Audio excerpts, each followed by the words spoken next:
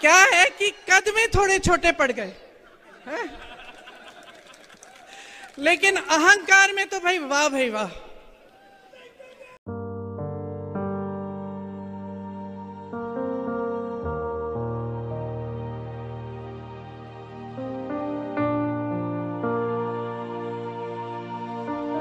नमस्कार, इन खबर में आपका स्वागत है। जब नज़दीकियां दूरियों में बदलती है तो अदावत बहुत भयंकर होती है। ऐसा ही कुछ हो रहा है गांधी परिवार और ज्योतिरादित्य सिंधिया में। राहुल गांधी के दोस्त ज्योतिरादित्य सिंधिया बागी हुए तो मध्य प्रदेश में अपनी ही सरकार को ले डूबे और फिर बन गए केंद्र में मंत्री। गांधी परिवार देखता रह गया। राहुल गांधी ने कहा था कि सिंधिया इकलौते ऐसे नेता हैं जो कभी भी मुझसे संपर्क कर सकते थे, लेकिन ऐसा किया नहीं। बहरहाल अब दोनों अलग अलग पाले में हैं। मध्य प्रदेश छत्तीसगढ़ में चुनाव प्रचार का कल अंतिम दिन था। प्रियंका गांधी कल दतिया में थी। दतिया, भिंड, मुरैना, ग्वालियर ये सब वो बेल्ट है जहां पर ज्योतिरादित्य सिंधिया का प्रभाव है। दतिया से बीजेपी के कैंडिडेट गृह मंत्री नरोत्तम मिश्रा है। प्रियंका गांधी पूरे रौ में थी, लिहाजा उन्होंने एक एक करके सब पे निशाना साधा, जिसमें ज्योतिरादित्य सिंधिया भी शामिल है। उनको गद्दार, अहंकारी, कद में छोटे, सब कुछ बता दिया। इसके बाद बारी थी ज्योतिरादित्य सिंधिया की जवाब देने की। सो वो एक्स पोस्ट के जरिए निशाना साधा प्रियंका गांधी पर। लिखा, प्रियंका गांधी जी पार्ट टाइम नेत्री हैं, तो इन दो परंपराओं के फर्क को समझने की उनमें क्षमता हो, इसकी आशा मैं नहीं करता। किस परिवार के सपूतों ने अफगानों से लेकर मुगलों और अंग्रेजों तक से भारत माता की रक्षा हेतु अपनी जान की कुर्बानी दी थी, और किसने चीन से भारत की रक्षा करना तो दूर, उन्हें भारतीय जमीन ही भेंट में दे दी थी। किस परिवार की दूसरी पीढ़ी ने सत्ता के लोभ में इमरजेंसी लगाई थी, और आज किस परिवार की वर्तमान पीढ़ी स्वयं विदेशी मंचों पर जाकर देश को बदनाम कर रही है।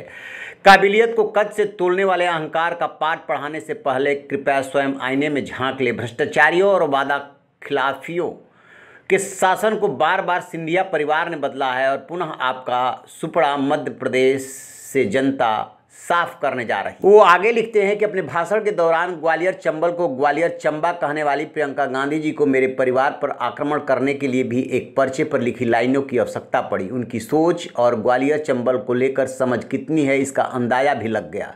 ग्वालियर चंबल की मेरी जनता से अनुरोध है कि इस अपमान और निम्न स्तर के भाषण का उत्तर जरूर 17 नवंबर को अपना मतदान करके दे और कांग्रेस पार्टी को सबक सिखाए। सिंधिया ने इस तरीके से प्रियंका गांधी को जवाब दिया है। उत्तर प्रदेश में दोनों एक साथ काम कर चुके हैं। एक तरफ जहां पश्चिमी उत्तर प्रदेश का प्रभार ज्योतिरादित्य सिंधिया पर था, वहीं पूर्वी उत्तर प्रदेश का प्रभार प्रियंका गांधी पर, और उसी अनुभव का हवाला देते हुए प्रियंका गांधी ने दतिया में ज्योतिरादित्य सिंधिया पे किया था वार। बताया था कद में छोटे लेकिन अहंकारी, और अहंकार बहुत ऊंचा। सुनिए उन्होंने कल क्या कहा था। कि दरअसल एक बात समझ लीजिए, इनके जो सारे नेता हैं ना, बड़े विचित्र टाइप के नेता हैं। पहले तो हमारे सिंधिया जी, जानते हैं, मैंने उनके साथ यूपी में काम किया। अब क्या है,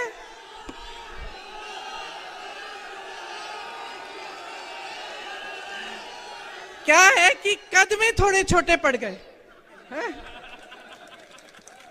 लेकिन अहंकार में तो भाई वाह।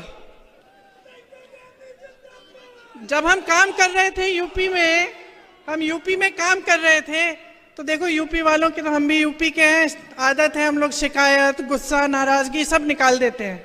महाराज बोलने की आदत नहीं है। लेकिन भैया उनके पास जो भी कार्यकर्ता जाता था, कहते हैं दीदी कि हम क्या करें, महाराज महाराज कहना पड़ता है, हमारे मुंह से नहीं निकलता तो फिर कुछ काम ही नहीं होता हमारा। इसी को लेकर के प्रियंका गांधी और ज्योतिरादित्य सिंधिया में ठन गई थी, जिसका जवाब बाद में ज्योतिरादित्य सिंधिया ने दिया। अब जवाब जनता को देना है 17 नवंबर को, यानी कि कल। उसी के लिए अपील कर रहे हैं सिंधिया। कौन पड़ेगा किस पर भारी? पिछले चुनाव यानी 2018 में ग्वालियर चंबल संभाग ने कांग्रेस का साथ दिया था। उस समय ज्योतिरादित्य सिंधिया कांग्रेस में थे।